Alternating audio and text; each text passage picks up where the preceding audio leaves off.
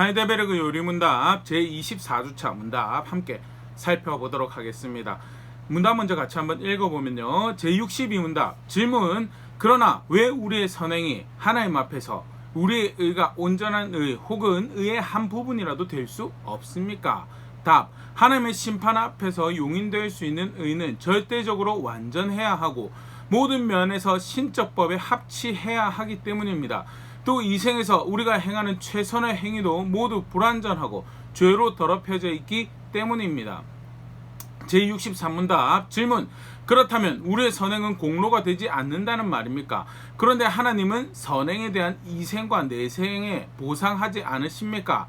답: 이 보상은 공로가 아니라 은혜로 인한 것입니다.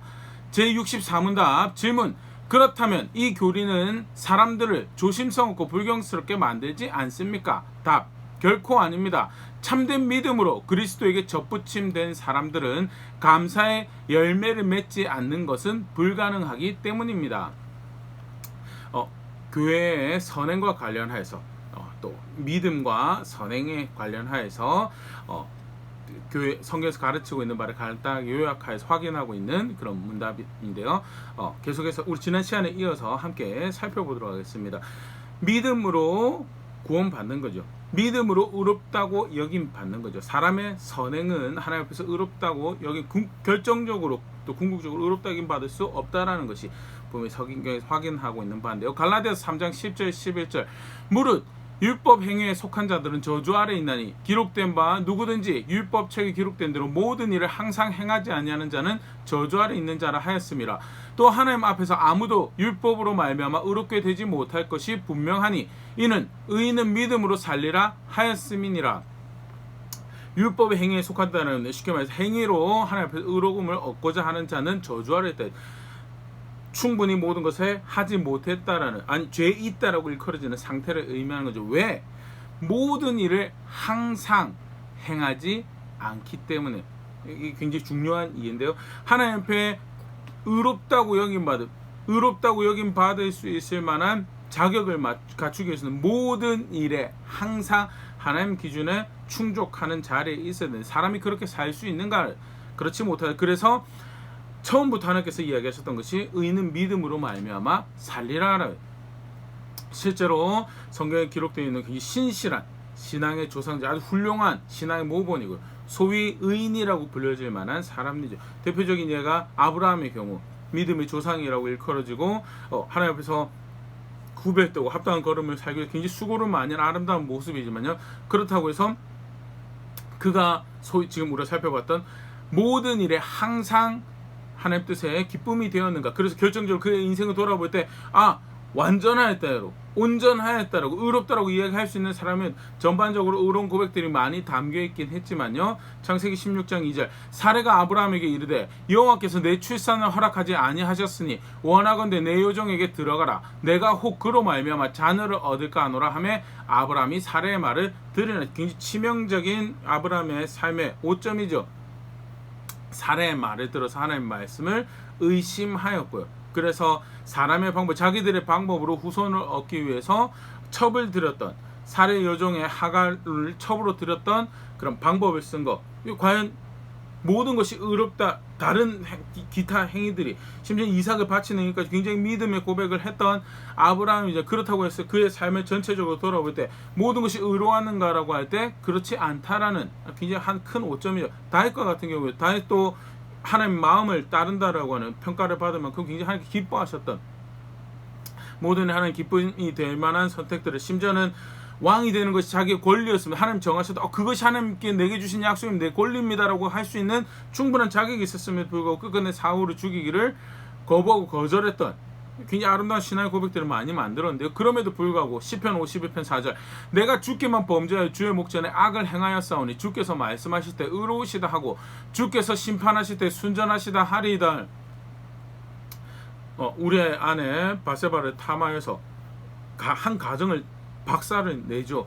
남편은 살인교사에서 죽이고 아내는 자기의 첩으로 삼는 무시무시한 끔찍한 범죄를 저질렀습니다. 여러 가지 의로운, 사울을 죽이지 않았던 모습들, 또 언약궤를 예루살렘을 가지고 여러 가지 하나님 기쁨 되시는 그런 고백들을 남겼지만 다윗의 삶을 전반적으로 돌아볼 때 그가 의롭다라고, 완전히 의롭다라고 평가받을 수 있는 철저하게 불가능한, 실제로 사실은 구약에 기록되어 있는 뭐 또 최악의 경우들도 많죠. 준수하다라고 일컬어진 여호사밧도 그렇고요, 또 히스기야도 그렇고 우시야도 그렇고, 준수하다라고 일컬어지는 왕들의 경우에도, 또 신앙의 선배들 같은 경우에도 전체적으로 전반적인 그들의 삶을 돌아보았을 때 완벽하게 하나님 앞에서 의롭다, 그래서 자력으로 자신의 선행으로 구원받기 합당하다라고 이야기할 수 있는가 할 때 그럴 수 있는 존재가 아무도 없다. 설령 그렇다고 한다면 나머지 사람들, 절대 행위로는요 하나님 앞에서 구원을 받기 합당하게 의롭다라고 일컬어질 수 있는 사람이 하나도 없다라는 것, 그것을 또 다른 표현으로 어떻게 말씀하고 있냐면 고린도전서 1장 21절, 하나님의 지혜에 있어서 이 세상이 자기의 지혜로 하나님을 알지 못하므로 하나님께서 전도에 미련한 것으로 믿는 자들을 구원하시기를 기뻐하셨도다. 세상 지혜로 쉽게 말하면 자기들이 옳다 일컬어지는 어떤 여러 가지 선들을 행함으로써 구원에 이를 수 있겠다, 하나님께 다다를 수 있겠다라고 생각했던 불가능하다. 그래서 뭐 전도에 미련한 것으로 하나님의 길을, 하나님의 구원하시는 길을 전하는 것으로 그것을 믿는 자들을 구원하시는 방편을 사용하신 게 하나님께서 구원하시는 방편이죠. 사실은 전도에 미련한 것이라고 일컬어지는 거요, 굉장히 기가 막힌 표현이거든요. 뭔가 하나님 말씀하신 것을 복합적으로 잘 이렇게 조합하고 구원의 길을 만들어낸 게 아니고요, 도를 전에 받았어요. 그럼 그걸 전달하고 그걸 받아들이는 것으로 구원을 받는 거예요. 이 말에 어떤 내가 공로를 쌓고 내가 메리트를 만들어서 옳다 인정받아서 구원받는 거 절대 그거 없대. 그 불가능하대. 은혜로 의롭다고 여김 받는 것이 구원받는 길인 거에 대해서 마태복음 7장 21절도 사실 관련해서 우리가 생각해 볼 수 있는 것들을 말씀하시는데요. 나더러 주여 주여 하는 자마다 다 천국에 들어갈 것이 아니요 다만 하늘에 계신 내 아버지의 뜻대로 행한 자라야 들어가리라 했어요. 말씀하신 구원받는 길에 대해서, 의롭다고 여김 받는다는 길에 대해서 그것을 받아들이고 순종하는 그 자리에 있는 것이 구원받을 하나님 나라의 자격이 있다라고 일컬어지는 자리에 있는 것이다. 그 다음 말씀이 그렇죠. 근데 우리가 주의 이름으로 수고하고 헌신하고 봉사하고 귀신도 내쫓았고 예언도 하고 말씀도 가르쳤습니다라고, 우리가 주의 이름으로 그 다양한 선한 일을 했습니다라고 하는데 불법을 행한 자다 떠나라고. 아버지의 뜻대로, 아버지 말씀대로 행하는 것 말고는 그 어떤 것도 합당하지 않다라고요. 왜? 사람의 선행으로, 사람이 뭔가를 하는 것으로 구원받을 수 있는 것이 아니, 오직 하나님 말씀을 따라서 이렇게 하면 이렇게 하면 의롭게 여김 받는다라는 그 길을 따라, 대표적인 게 뭐예요? 예수님 믿는 거죠. 예수님 믿는 것으로 고백되어지는 다양한 순종의 고백들을 통해서 그 믿음의 진실성을 증명하는 그 믿음만이 사실은 하나님 나라에 들어가기 합당한 믿음이다라는 것. 절대 행위로 의롭다는 그런 우리의 행위는 그 어떤 공로도 만들어낼 수 없다. 그러면 이제 우리 문답에 두 번째 등장했던 거죠. 상급을 가르치지 않으셨습니까? 야고보서 1장 12절, 시험을 참는 자는 복이 있나니 이는 시련을 견뎌낸 자가 주께서 자기를 사랑하는 자들에게 약속하신 생명의 멸류관을 얻을 것이기 때문에 다양한 상급의 말씀이지만 또 하나 우리가 볼 수 있는 부분이죠. 선을 행했을 때, 시련을 견디고 인내했을 때 생명의 멸류관을 줄 것이다. 그것이 공로가 됐기 때문에 거기에 대한 보상을 받는 것 아닙니까? 라고 이해하기가 쉬운데요. 사실은 상급에 대해서 말씀하신 것은요, 우리 앞서 살펴봤던 우리의 선행은 그 어떤 공로도 쌓을 수 없다, 하나님부터 옳다 인정받을 만한 것들이 될 수가 없다라는 점, 그것과 함께 생각을 해요. 그러면 상급은 무엇을 말씀하시는 건가? 보상은 마치 보상처럼 이야기하신 이 부분은 무엇을 말씀하시는 건가라고 할 때 가장 근간, 하나님과 하나님 백성의 근간이 되는 이해, 언약의 하나님, 백성의 하나님으로서 그들의 고백에 그들이 하나님을 향해서 만들어낸 신앙에 화답하시는, 히브리서 11장 6절, 믿음이 없이는 하나님을 기쁘시게 하지 못하나니 하나님께 나아가는 자는 반드시 그가 계신 것과 또한 그가 자기를 찾는 자들에게 상 주시는 이심을 믿어야 할지니라. 하나님을 안다라고, 성경에 하나님을 안다라고 하는 거, 하나님 어떤 분이시냐? 살아계신 분이시고, 두 번째 언약 백성의 그 신앙에 화답하시는 분이시다라는 거예요. 내가 하나님 말씀에 순종하여서 어떤 선행을 해요, 하나님께서 기뻐하시는 행동을, 의를 행해요, 그것이 전체적으로 나를 의롭다라고 할 수 있는 공로는 되지 못하지만 그 신앙 고백 자체를 하나님께서 받으신다라는 거죠. 그래서 그것을 기뻐하시고 그것을 기뻐하시는 티를 그들의 삶에 내는 것이 상급이나 보상으로 이야기가 되어지고 있는 거예요. 결국 성경 분명히 가르치죠. 마태복음 20장 12절 나중에 온 이 사람들은 한 시간밖에 일하지 아니할거늘 그들을 종일 수고하여 더위를 견딘 우리와 같게 하였나이까. 상급에 관련해서 말씀하신 비유 중에 하나인데요. 하나님 앞에 뭔가를 받는다는 것. 포도원 주인이 이제 농장에서 일할 일용직 사람들을 불러 모읍니다. 오전에 불러온 사람, 점심 때 불러온 사람, 오후에 그 마치기에 1시간 전에 불러온 사람. 아침부터 불러와서 일했던 사람은 1시간 전에 들어온 사람에 비해서 우리가 이런 수고를 했기 때문에 더 많이 받을 것이 있을 것이다 라고 생각을 하죠. 그런데 맨 마지막에 임금을 지불받는데 1시간 전에 들어온 사람이 한 데나리온을 받는 거예요. 더 받았겠네 우리는. 근데 그 다음 탐에 들어온 사람도 한 데나리온. 맨 마지막에 처음부터 들어왔던 사람에게도 한 데나리온. 그래서 불의하다라고 공정하지 않다라고 할 때 약속한 것을 마태복음 20장 13절 주인이 그 중에 한 사람에게 대답하여 이르되 친구여 내가 너에게 잘못한 것이 없노라. 네가 나와 한 데나리온의 약속을 하지 아니하였느냐. 약속하신 것을 누리게 하시는 것이지 그들의 수고가 메리트를 만들어내서 뭔가를 더 사실 사람의 입장으로 생각 불이하다라고 생각할 수 있는 부분이에요. 그래서 마태복음 20장 우리 지금 살펴보는 내용에도 비유라고 이해해요. 비유. 근데 하나님하고 하나님 백성하고 관계가 그런 거예요. 절대 우리 그런 착오를 해서는 안 됩니다. 내가 무슨 선행을 하는 것에 대해서 하나님이 그 신앙 고백을 기뻐하셔서 은혜로 거기에 화답을 하시는 거지.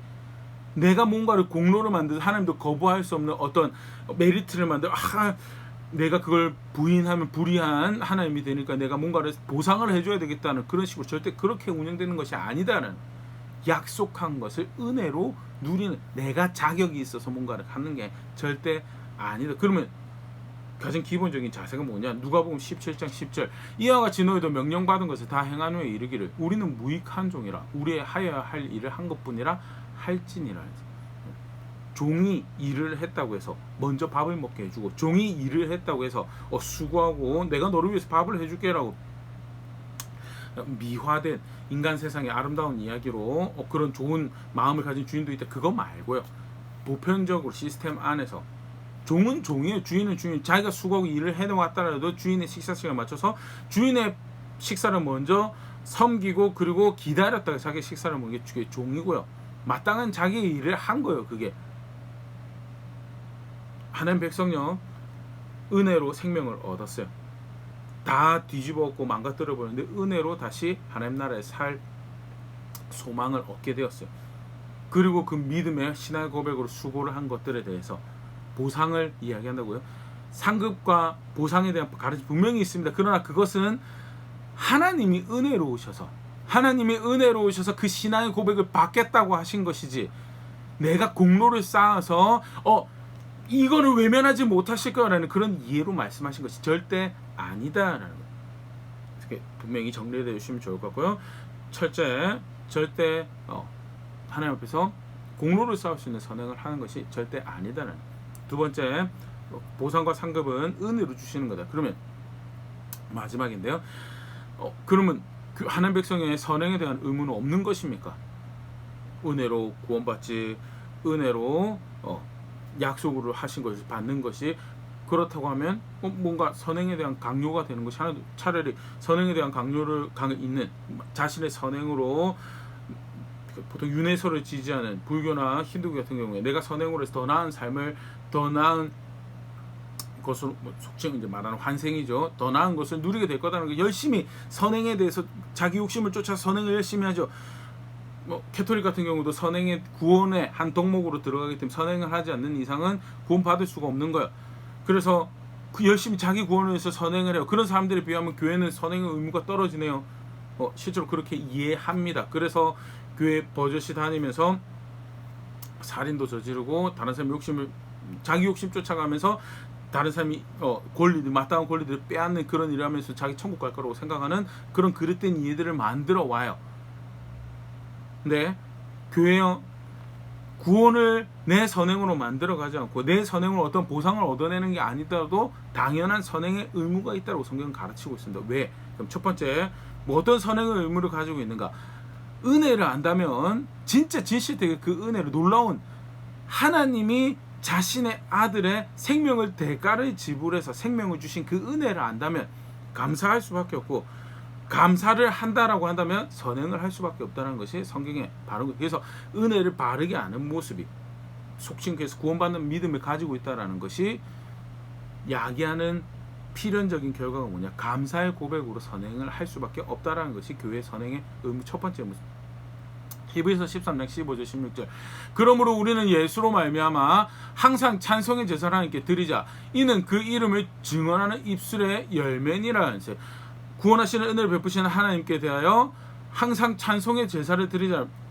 첫 번째 보면 여기 찬송의 대사는 노래를 부르는 어떤 그 행위에, 예배라는 그 행위에 국한된 것 같은데요. 16절에 보면요, 오직 선을 행함과 서로 나눠주기를 잊지 말라. 하나님이 이 같은 제사를 기뻐하시느니라.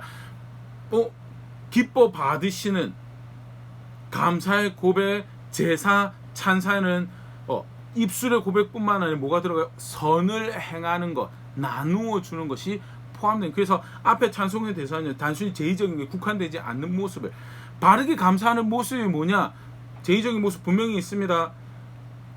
하나님께서 말씀하신 물질로 하나님을 섬기고 정한 시간에 함께 예배로 모이고 찬송으로, 기도로 하나님, 구원하신 하나님에 대해서 감격하고 기뻐하는 고백들을 만들어내는 것, 제의적인 고백들 분명히 있습니다.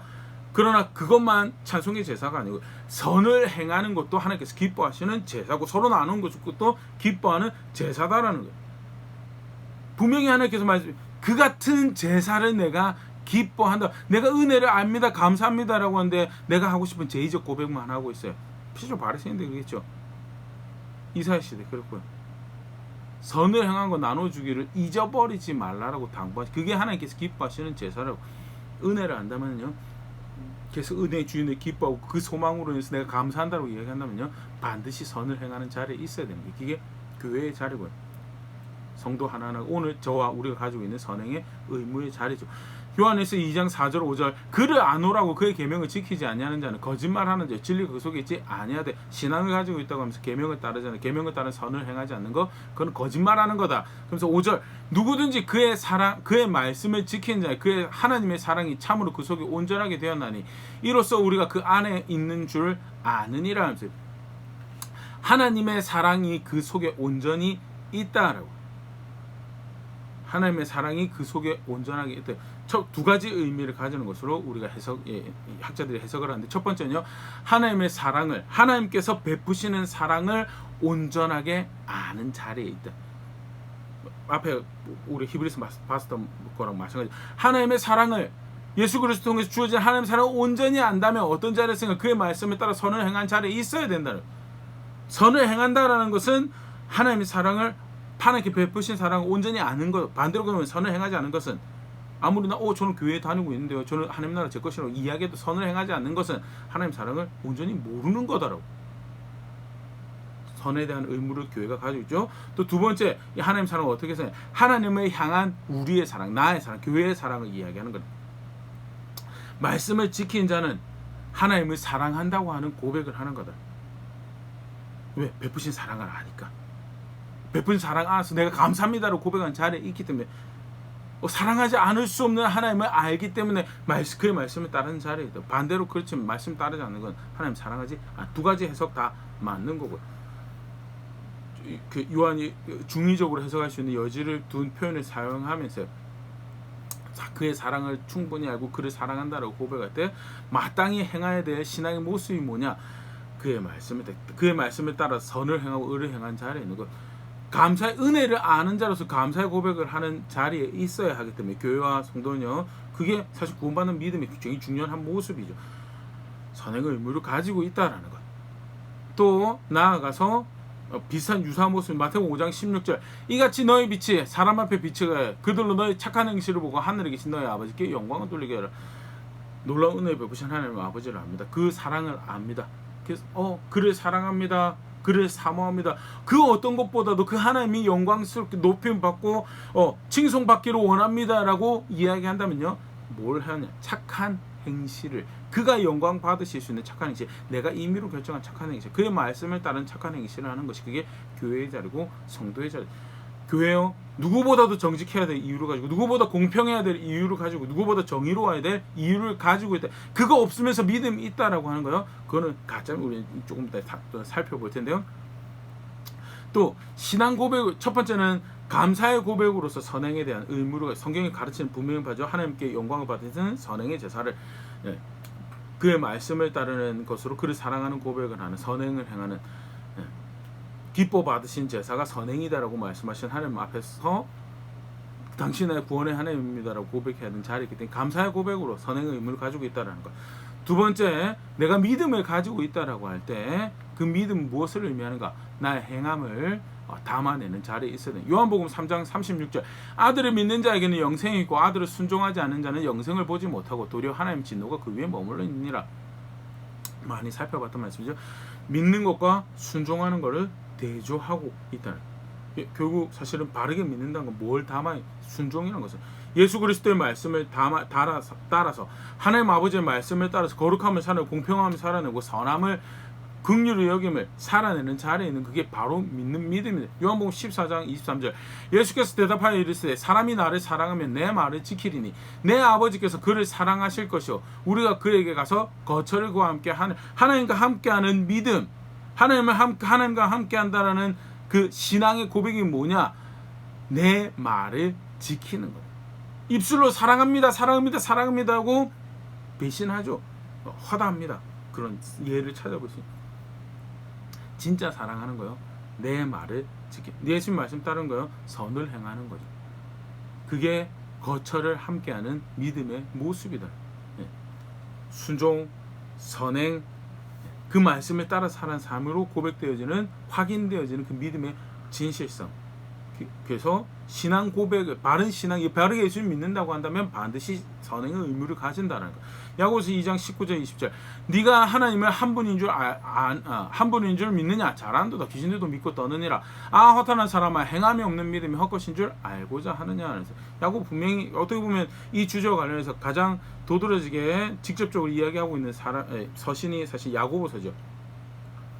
마귀도 순종하지 않는, 마귀도 선을 행하지 않는 마귀도 하나님이 한 분인 줄 알고 믿는다. 그런 믿음은 마귀도 가지고 있는 믿음이다. 그러면 구원받는 믿음, 예수 그리스도가 나의 주가 되시고 왕이 되신다는 진실된 믿음은 뭐냐? 행함을 포함한 믿음. 야고보서 2장 26절, 영혼이 없는 몸이 죽은 것 같이 행함이 없는 믿음도 죽은 것이니라. 행함이 없는 믿음 죽은 것이니라. 관련된 예를 한두 가지 더 살펴볼 텐데요. 디모데서 1장 19절, 믿음과 착한 양심을 가지라. 어떤 이들은 이 양심을 버렸고 믿음에 관하여 파선하였느니라. 예수 그리스도의 말씀을 따라서 선을 행하는 자리에 있는 것, 이것이 선입니다, 이것이 악입니다. 그리고 선을 따른 자는 그게 양심이죠. 예수님 말씀하신 선을 악이라고 하고 선을 선이라고 하는 것이, 그래서 그 선을 추구하고 살아가는 것이 그 양심이 있는 모습이죠. 근데 양심을 버려버렸어요. 선을 하지 않는 거예요. 뭐예요? 믿음에서 파서, 그 믿음이 가짜 믿음이에요. 그 예수님을 주라고 고백하는 그게 가짜다는. 디모데서 3장 6절 7절, 그 중에 남의 집에 가만히 들어가 어리석은 여자를 유인한 자들이 있으니 그 여자는 죄를 중히 지고 여러 가지 욕심에 끌린 바 되어 항상 배우나 끝내 지식에 이를 수 없느니라. 항상 배우는 자리에 있으면 신앙이 있는 것처럼 보여요. 그런데 결국 어때요? 욕심을 따르는 자리에 있기 때문에 구원받는 자리에, 진리의 지식에 이르는 자리에 있을 수가 없다라고. 이게 무서운 이야기인데요. 근데 그게 성경에서 말하는 믿음. 단순히 감정적으로 동의했으면, 지식적으로 동의했으면, 감정적으로, 의지로 동의했습니다, 제가 믿는다니까요 라고 거기서 성경에서 말하는 믿음이 그걸로 되는 게 아니고요.